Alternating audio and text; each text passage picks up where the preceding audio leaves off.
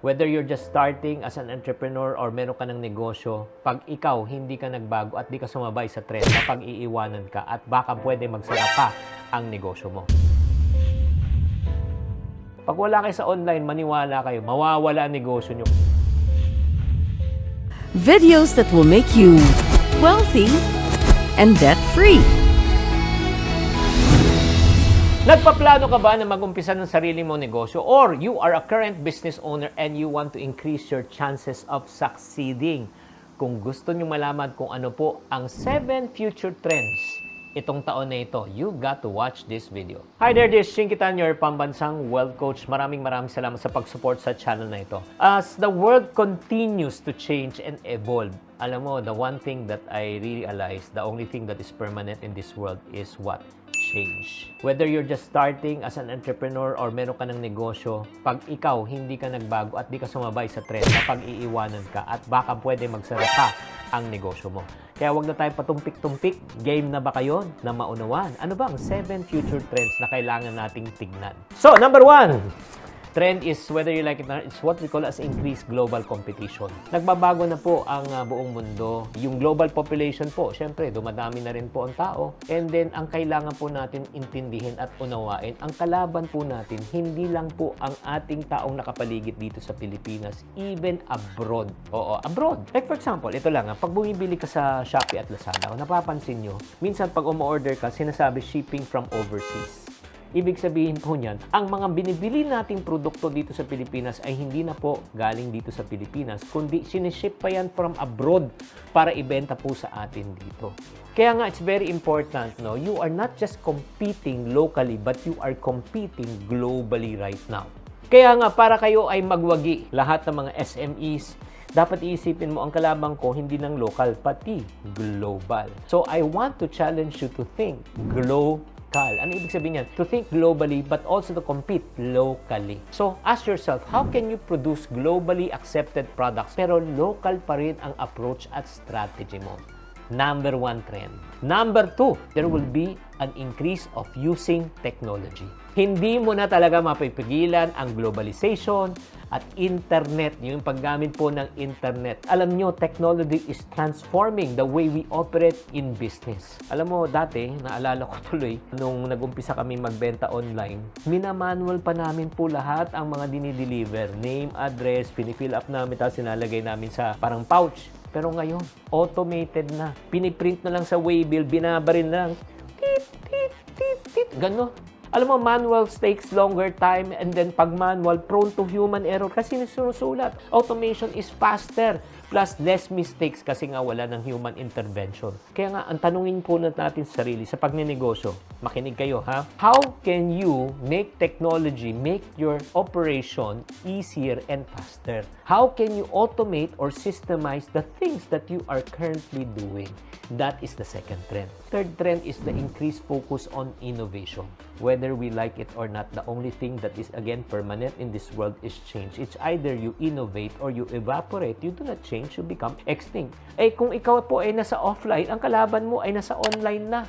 Diba? Kaya nga ito lang ha. Pag nasa offline ka, titignan nyo, high startup cost. Tapos kailangan mo ng space. Tapos nagsasara tindahan mo. Sa online, no space, zero cost. Unlimited po ang pwede mong bentahan di lang sa area mo, kundi nationwide, even worldwide. Open ang shop mo ng 24/7. Kung gusto mo talagang lumakas ang benta mo this year, go online. Pag wala kayo sa online, maniwala kayo, mawawala ang negosyo nyo kasi yung competition na nandun. Number 4 trend that you should look out also this year is increased use of data analytics. Paano ka ba gumagawa ng desisyon based on your marketing and strategy? Sa palagay ko, feeling ko, ito yung feedback ng isang customer ko, no. You should base your decision-making process on data. It should not be based on thinking and feeling. Actual numbers versus estimated numbers. Ilan ba yung nagbi-visit? Ilan ba talagang bumibili? Ilan ba yung mga hindi na bumabalik? Kailangan alam mo yun. When you want to make decisions based on numbers and data, and you will be able to sell more if you know know what you should eliminate and what you should retain and focus. Does it make sense? Lalo sa mga taong nagnenegosyo, alam mo kung ano ibig ko sabihin. Katulad sa mga books na binibenta ko, I have 15 titles, pero alam ko kung ano yung bumibenta. Kaya last year, nung papasok kami ng 2022 to 2023, tinanggal na po namin yung mga books na hindi masyadong nagbebenta at nakafocus lang kami kung ano yung bumibenta based on data and analytics. Okay, before we continue, syempre batiin muna natin ang ating mga friendship. Si Had Usop, syempre Melissa Pilos at Glenda Acorda. Nagpapa-shoutout sila.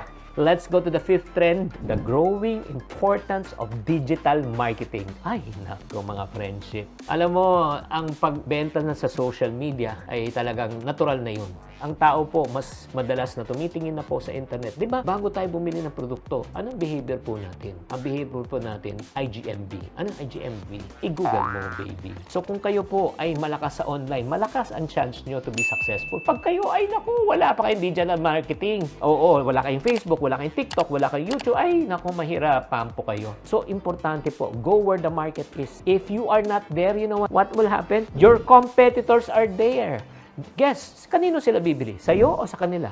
Syempre sa kanila. Ito lang ang challenge ko po sa mga SMEs at mga nagnenegosyo na, create and boost your online presence.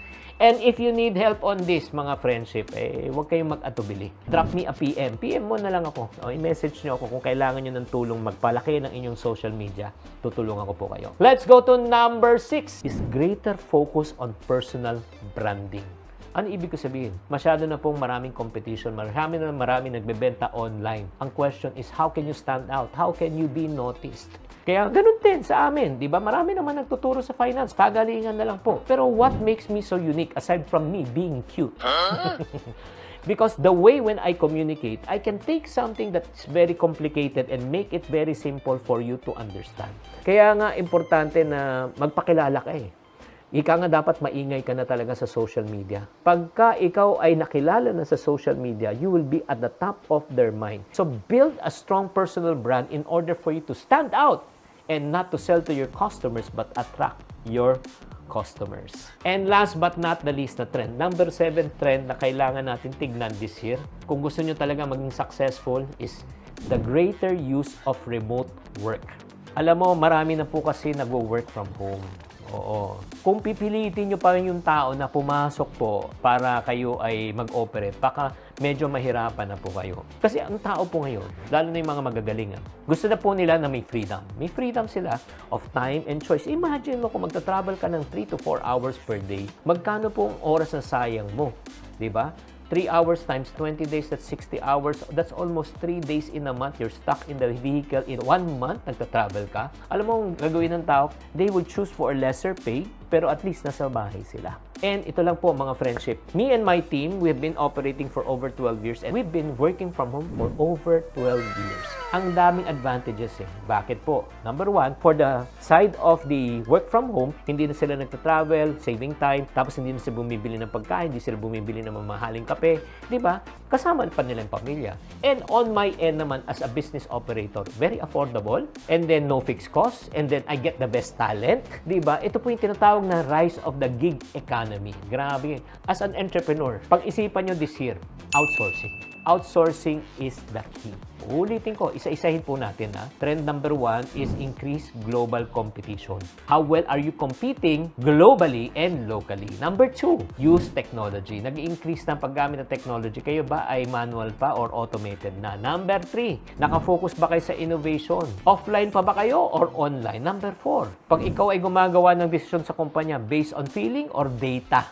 Number 5, ikaw ba ay nasa social media na in terms of digital marketing or wala pa kayo? Number 6, ikaw ba ay may personal brand or corporate brand na pinapalakas mo?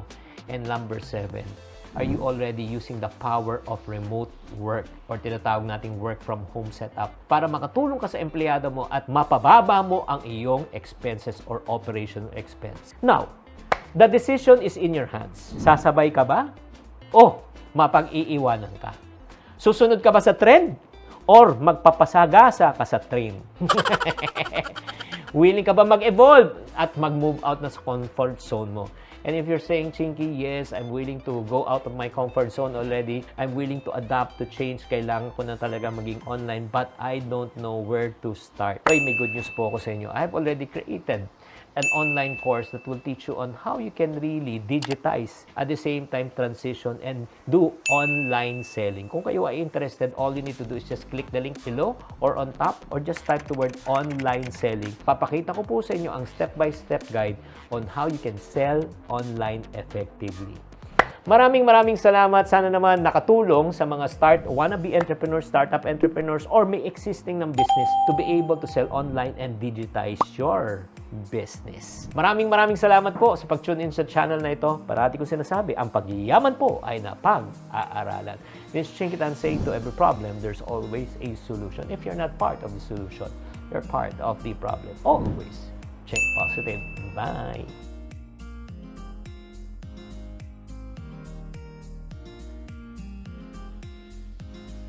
Thank you for watching. If you want to suggest a topic or review that you would like me to discuss on the next video, please do comment below para mabasa po namin. Thank you very much and I'll see you on our next video.